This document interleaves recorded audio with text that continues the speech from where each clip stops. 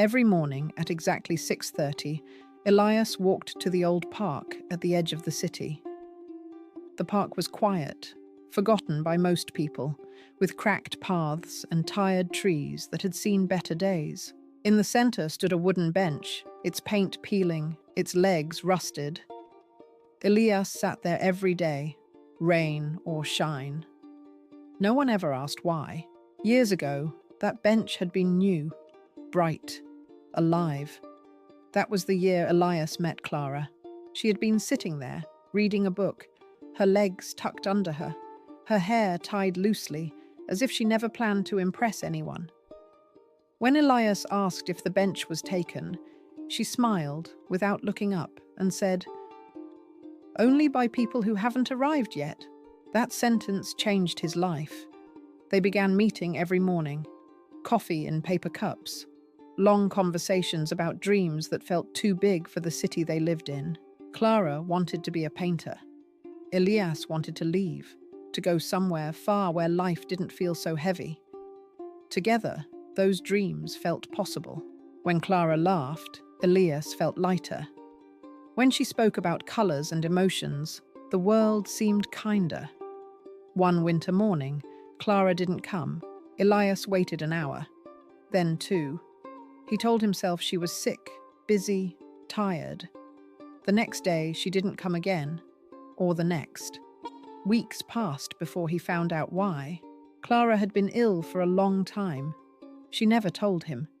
Not because she didn't trust him, but because she wanted to be seen as more than a fragile thing that might break. By the time Elias stood in the hospital hallway, holding a bouquet of flowers that felt painfully alive, Clara was already gone. The bench became unbearable. For months, Elias avoided the park. The city felt louder without her voice, crueler without her smile. Life continued, as it always does, unfairly unchanged. One day, almost a year later, Elias returned. The bench was still there. He sat down, his hands shaking, and noticed something carved into the wood, words he had never seen before.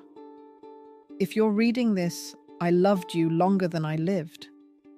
Elias pressed his forehead against the cold wood and cried in a way he never had before. Not loud, not dramatic, but quiet and deep, like something finally breaking free. From that day on, he came every morning. He talked to the bench. He told Clara about his days, about the people he met, about how he finally traveled, just like they planned. He told her how every beautiful thing still reminded him of her, and how every sad thing hurt less when he imagined her listening. Years passed. The city changed. New buildings rose. The park slowly disappeared under progress. One morning, Elias arrived to find the bench gone. In its place was a sign, "Park renovation complete."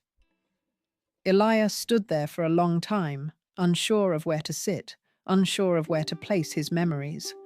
Finally, he smiled softly, because the bench was never the reason he came. She was. And as Elias walked away, the sadness stayed. But it was gentle now, like a shadow at sunset. Proof that love, even when lost, never truly leaves.